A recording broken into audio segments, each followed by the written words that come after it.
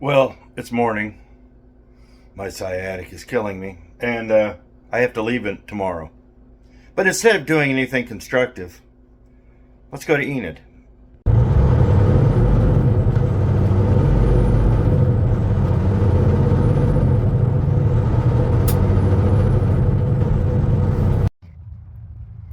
I should be getting ready to go, folding my laundry, things of that nature. But I'm being deeply irresponsible today. So get the car fired up, grab a couple of things, and let's get out of here. It was 70 degrees yesterday, and I got the Oldsmobile fixed, so we're going to have some fun with that. All right, so we have a little over a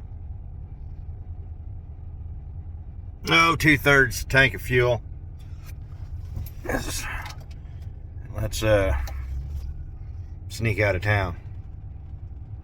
Go into gear. That's better. Checking out the weather, and we got a little cold on the windows there. And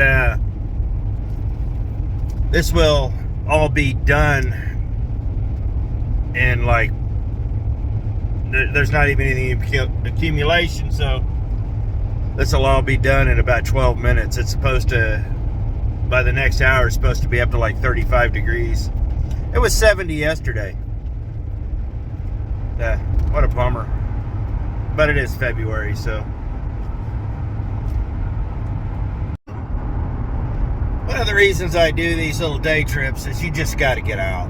When you're home, you got a significant other, take them along if they're not working.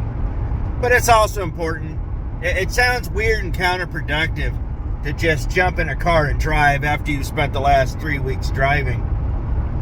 But this is different. This is you doing something for you.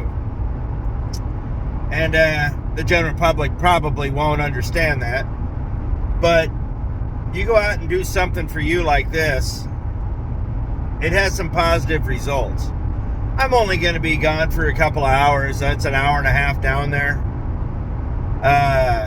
I'll spend about 2-3 hours down there, and I'll be back by 1 o'clock.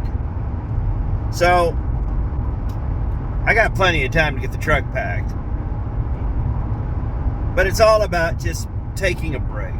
And sometimes you got to do stuff like this to kind of unwind and unfocus just a little bit from your job to where you can do something for you. One of the things that driving around like this does is it also gets you away from everything and allows you to think. People need a quiet place to think that's away from all the distractions of the house. And this is where I found my quiet place. The irony that I'm driving, but I'm doing it for me, not getting paid for it. There's nothing in it for me but peace of mind. Allows me to reflect on a few things. The road I'm on right now is the correction road between US 81 and Conway Springs. There's hardly ever anybody on it, but if somebody's on it, chances are they're a cop. I've done 100 miles an hour down this road. I wouldn't recommend it. Speed limit is 55, and like I said, if you see headlights, there's probably a 1 in 3 chance it's a cop because he's cutting between K49 and US 81, so just north of Wellington there. So as much as I'd like to drive faster, I don't. I was right. Coming into Conway Springs here.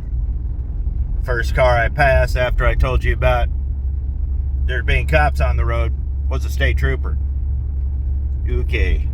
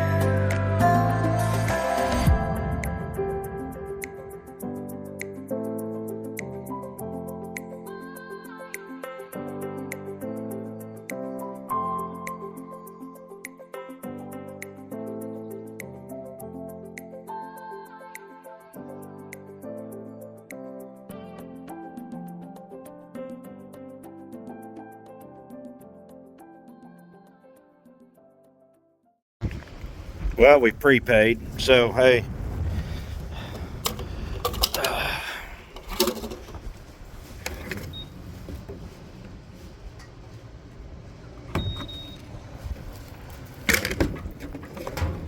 Oh hell, this one ain't working.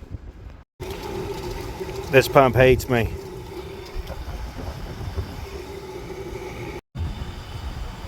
Come on, get to 20, it's cold. Come on.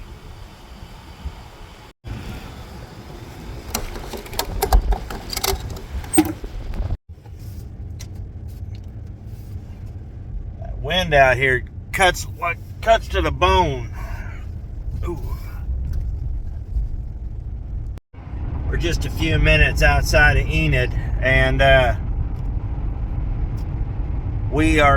first stop is gonna be a place called Ramsey's whatever, and it's this great shop that's just got the weirdest eclectic collection of, like, somebody, it's not a junk shop, it's like somebody actually was getting good stuff, but they were buying out surpluses and old stores and stuff. It's got a really weird eclectic bunch of stuff.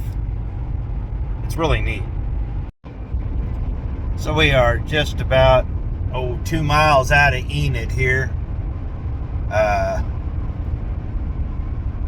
We're just coming into North Enid actually here in a few minutes, and it's right up here.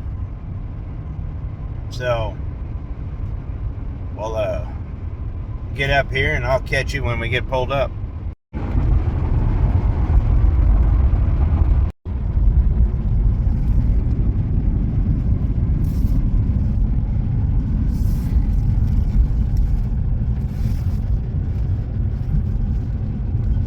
Here we are.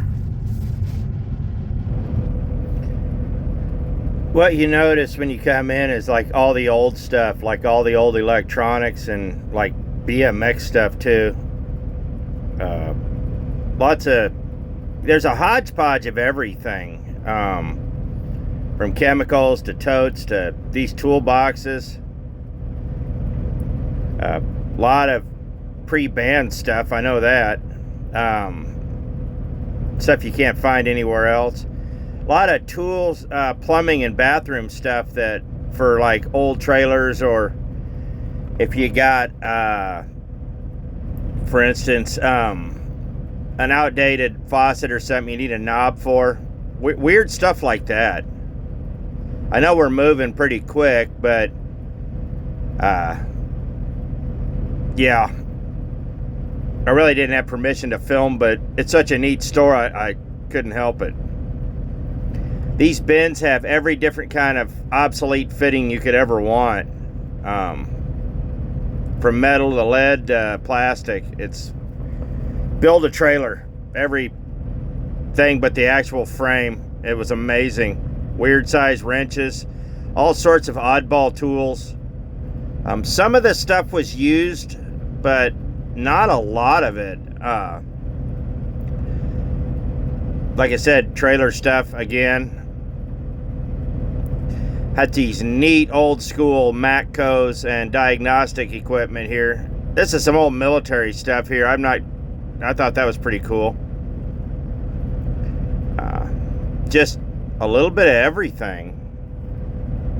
Most of it's new, but like I said, a lot of it's used. It's real. So we got done here, and I bought one thing, this light. It's not because I need the light, it's because, well, that cover is identical to that. There's some slight differences, but that's actually what I got in the white car, is one of these covers. And truthfully, what they're charging versus what I can buy the whole light for here. Yeah. I love this store. It's got all sorts of neat stuff, as you saw. A big eclectic bunch of stuff. It's a little bit of everything. I think I'm going to go down to Vance Air Force Base to the Visitor Center. Let's go look at the planes. I've never done that. What's funny is I used to actually live about 4 houses east over there next to this steel mill, right across the street from it. That was a while back. It's been about 30 years now, yeah. Lived over there. That was an interesting time. The interesting thing about Enid is it's downtown, but then it has the old downtown. But then if you start getting into the different parts of town, each part of town kind of has their own little thing going on. It's kind of unique, really.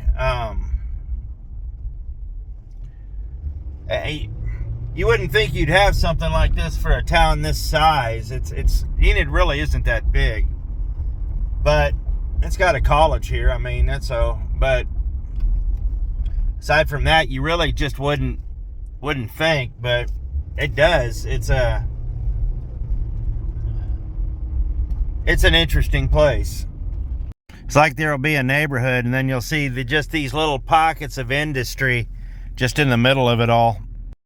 This is the Truck Eating Bridge, 11-4. That guy knew to go around. So, yep. I've been to that pawn shop a few times. It just really ain't worth a whole lot. This is part of downtown here. This is where 412, 60, and 81 all meet. This is the other downtown. And they moved a lot of stuff. This is O&K Garriott Street. They moved a lot of stuff out to the west side.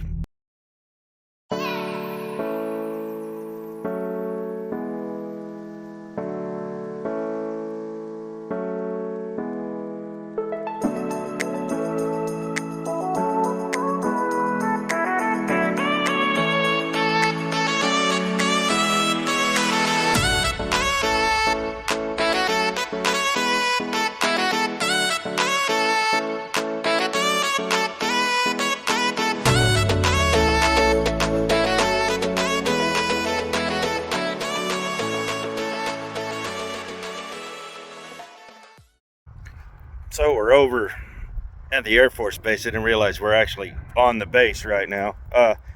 You can get in, but you can't go any further than this. But let's look at the planes.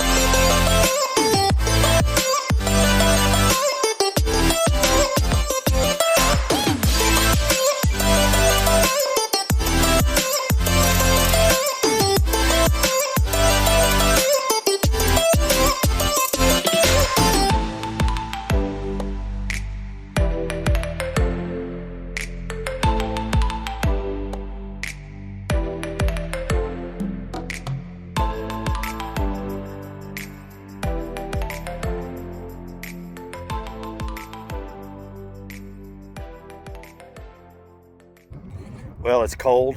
It's time for me to get out of here. But like I said, you got to stay off the grass. You veterans will appreciate that joke. Well, I'm going to go find me a bite to eat. I ain't had nothing yet today, so go find me a bite to eat. And we got to make a couple more stops before we start heading back towards the house. I was gonna do a few more things, but at this point there were some things that came up that I needed to head home to take care of before I left the next morning.